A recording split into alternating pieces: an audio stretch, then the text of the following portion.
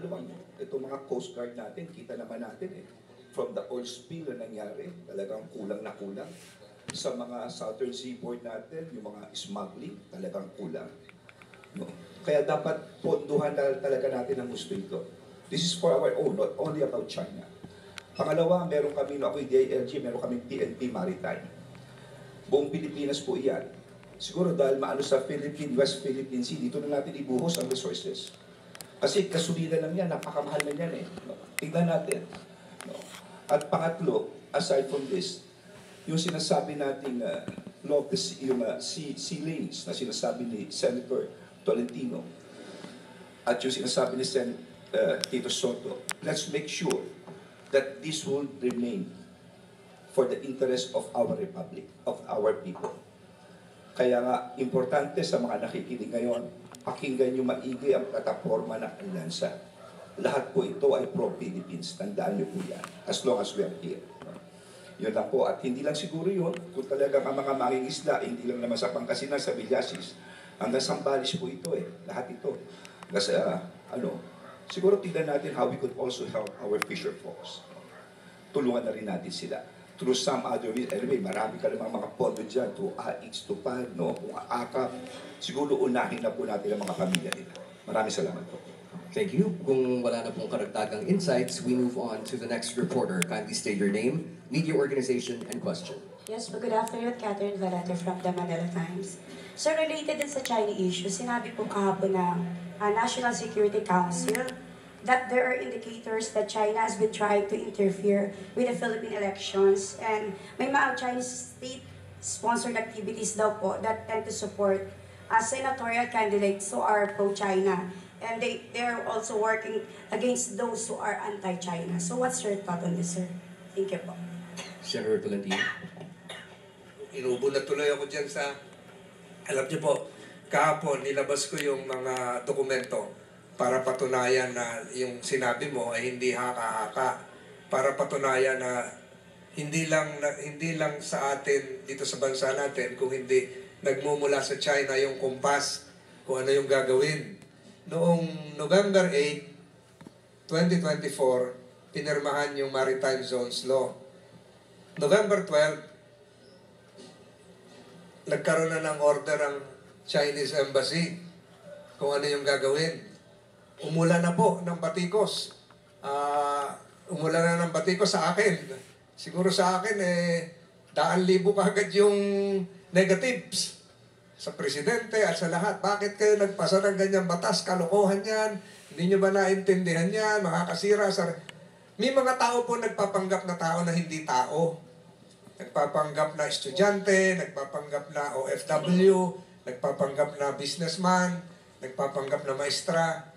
Nag-uusap, nainganyo po yung mga kababayan natin. In a matter of days, nag-report po yung binanggit ko kahapon na kumpanya, naka 54,000 kagad sila na organic. Nag-report sila sa ambassador ng China. Si Ambassador Wang, na sinasabi lagi, ay patuloy ang pagkakaibigan ng Pilipinas at China. Subalit marami tayong mga kaibigang nalilinlang. Ganon din po sa Pangasinan. Talamak po ang trolls dito. Yung gobernador nyo, yung mga mayors nyo rito, kung tamaan ng trolls, yung kanilang structure, nagsisimula po sa Beijing, pababa sa embassy, tapos meron silang mga kumpanya, at meron naman mga sub-companies na nag-organize local. Ito po, ito pinlas ko. Ito, hindi na maintindihan ito. Ito po yung kahapon, ito yung kontrata ng isang kumpanya, Infinitus, sa Makati ito. Tinake down na raw yung Facebook kaninang umaga o kagabi, hindi pa sila nagre-reply. Mukhang pinatawag ito na, hindi pa rin nagre-reply ang China. Kaya ako hinihiling ko sa DFA, kay Secretary Manalo, I call upon the good Secretary of the Department of Foreign Affairs to summon today, Biyernes ngayon, the Ambassador of the People's Republic of China to explain this interference in our domestic affairs, which is a clear transgression of our sovereignty. Isang karumal-dumal at nakakahindik na pagyapak sa ating kalayaan. Lahat pinakialaman nila, pati sa malls. Hindi ko lang nadala noon sa hearing yung mga gadgets kasi nasa husgado na cases were filed against several Chinese sa El Grande, sa Subic, final na sa Regional Trial Court Branch 36 sa Tarlac. Cases were filed in Makati. Cases were filed in Palawan. Pending po lahat ito. Ito po yung mga pumapasok sa mga malls. Kunyari, nag-uusap yung dalawang magkaibigan, sasali sila, kasali na rin sila.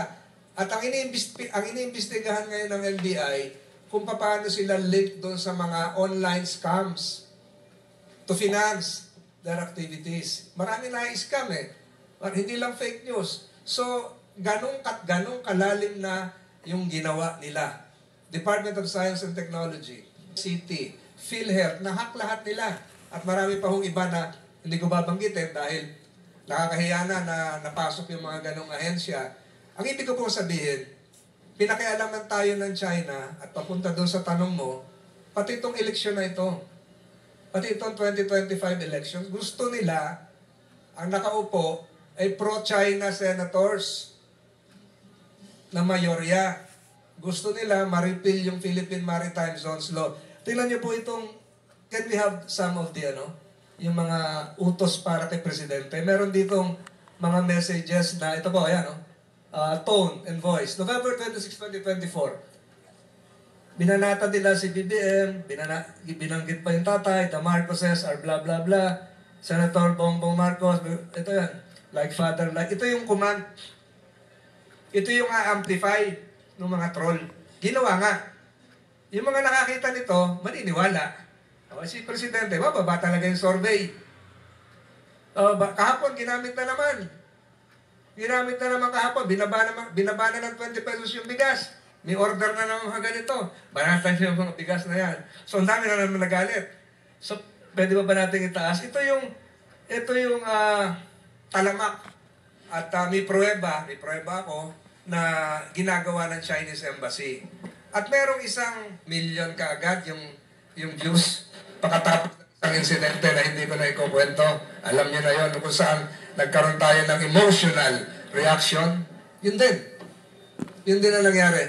Pakita mo nga yung cheque ng Ito yung isang uri ng pagbayad nila. Pagbayad nung Chinese Embassy, nakapirma yung consul nila, cheque ng Chinese Embassy, bank account ng Chinese Embassy, binayad sa isang troll company. Ano pa ba ang pruweba ang gusto natin? So, ito ay China Bank of China sa BGC Global City. Marami hong ganito. Ayan, yung kamay ko nga pala. Ayan. Yun ang account name, Embassy of the People's Republic of China. So, ano pa ba ang pruweba ang gusto nyo? Siguro ngayon, nakaamba na yung pagkilos ng National Bureau of Investigation para malaman yung at ng Securities and Exchange Commission yung kabuuan noong sino ang organizer, sino ang incorporators noong kumpanya. At marami pa hong ganyan. Hindi natin alam na nandito lang sa ating palipaligid. Regional po ang ginawa nila. Meron sa Visayas, meron sa Mindanao, meron sa Metro Manila. Corporation, hindi pa nagre-react pero tinake down na daw yung Facebook page. Tingnan natin po kung ano po ang kahinat na nito. Lahat po ito related. Pati po yung drone na nahuli namin, yung pinresenta sa akin kamakalawa. 5 po yung drone na yon sa Ilocos Sur, sa Masbate, sa Initaw, Misamis Oriental, isa po sa San Pascual, Masbate nga, meron pang isa. Lahat po ito ay mga surveillance submarine vessels underwater na lumulutang lang pag magre-report sa China. Meron silang boya na naglulutang sila at nagtatransmit ng message. Nasa hawak na po ito ng Naval Intelligence Authorities natin at Fino-Forensics na. Maliwanag po ito, coordinated lahat. Maliwanag po ito, iisa ang nagkukumpas, iisa ang baston. Maliwanag po ito, iisa ang direksyon. Pahinain po ang Pilipinas. Thank you. Senator Ping. Yes. It's actually scarier than we think, ito, election lang ito, ililipas ito eh. Let's look beyond this election, May 12 election. If you recall, only last month, March 2025, may nahuli yung NBI with the Armed Forces of the Philippines. Several Chinese and Filipinos na nag-iikot sa Malacanang, Camp Aguinaldo, US Embassy, and other installations. Nahuli ng mga equipment.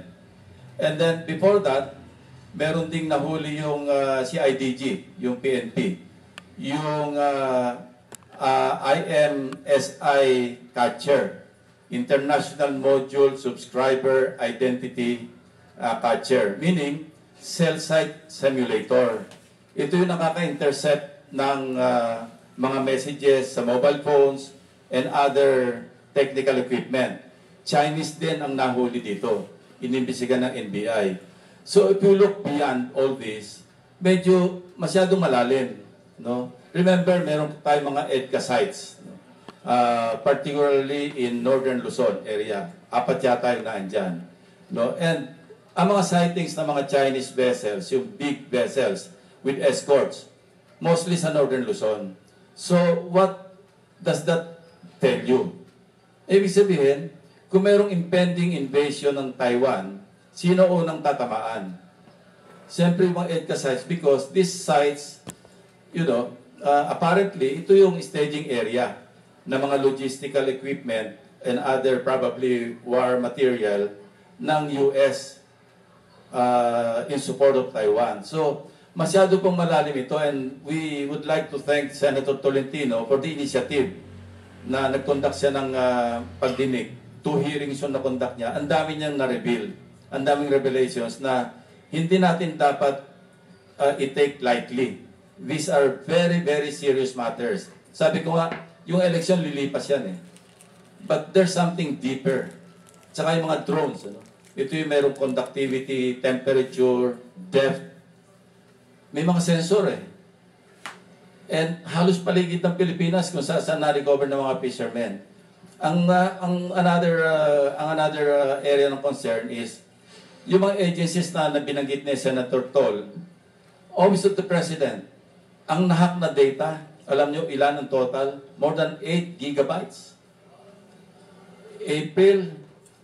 Just last April, I think 4.8 gigabytes. Yung July 2024, another 3.6 gigabytes. So 8 gigabytes. And these are data stored in the website of the Office of the President. Nika, 2+ gigabytes ang nahack.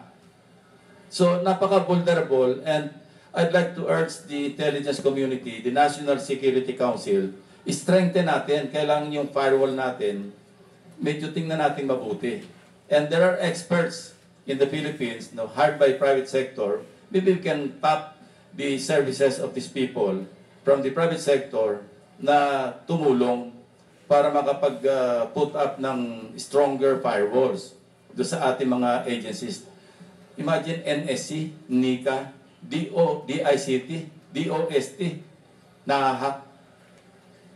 And we don't know, only God knows ano pa ba yung information na sensitive, na top secret information na nandun na sa kanila. By the way, yung Infinitus Corporation, yung ibang clients nito, and I think Senator Tol will validate this, Huawei, mga Chinese firms. So, ano sinasabi dito sa atin? Kailangan, medyo magising tayo, hindi ito yung election-related lang. Well, of course, sinabi nga ni Senator Tol sa kanilang initial findings, related sa election because they wanted control. I mean, the foreign country. And yun nga, because of the massive mineral resources in the West Philippine Sea area under the water. 5.7 billion barrels of oil, imagine. And much more quantities of natural gas. I was talking to Mr. Pangilinan about, kasi sila yung initially nagka-conduct ng joint exploration, nakipag-coordinate with CNOOC, yung sa China Oil Company. Sabi niya talaga, ang daming resources beneath the West Philippine Sea. dugtong-dugtong, and we should worry ourselves. We should not be complacent na ito election-related lang. No. It's even deeper than the election in May 2025. And we should think along those lines. We should look beyond the 2025 elections. This is something very, very serious. This is really an encroachment on our national security. By the way, in the area of legislation, alam niyo ba yung ating anti-espionage law? It was passed in 1941. Antiquated. Commonwealth Act 616. It needs to be amended or repealed. Why? Hindi na tayo attuned eh. Yung mga equipment ngayon, iba na. And even the penalties, napag-iwanan na tayo because alam niyo yung penalty pag peacetime? Not more than 10 years imprisonment. Not more than 10,000 pesos fines. Eh, ganun lang sa yuan yun. So, kailangan strengthen natin yung sa legislation. Medyo i-revisit na natin, if not repeal, Commonwealth Act 616 or the Anti-Espionage Law. Dapat magising na rin. Well, andito naman kami. And I think we will be one in saying na we really need to strengthen. Yung China nga, di ba napag-usapan natin last time, may tatlo tayong probably helpless Filipinos, no, na being accused of spying. Entas na ng kanilang parusa. Execution na yung maximum. And I'd like to think na kasi tayo una nakahuli ng mga spies dito na dinadrive ng mga Pilipino, nahuli na ng mga equipment. Well, the investigator in me would suggest na baka naman kaya hinuling 3 Pilipino pang prisoner swap do sa mga nahuli na natin. Meaning, medyo tingnan din natin yung mga nahuli ng NBI at saka ng armed forces. Baka very valuable personalities ng Chinese intelligence. So, yun lang. I think I've covered enough. I'd like to give the floor to the others. Congressman Tulfo. Obviously, ang lumalabas,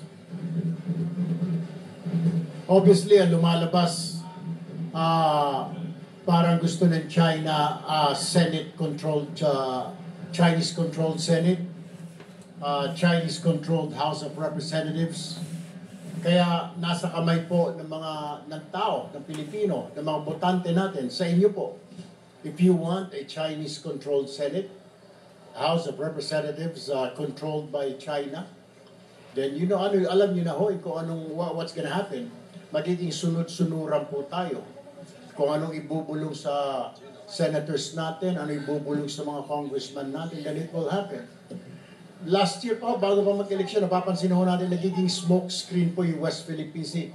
Kasagsagan, kainitan, habol dito, bangga doon, binuwi na water cannon ng mga barko natin. Little did we know, meron pala sila dito sa kabila, yung kanilang mga spies na kumukuha na ng video, litrato sa mga installation sites natin, mga vital installation, Malacanang, Camp Aguinaldo, etc.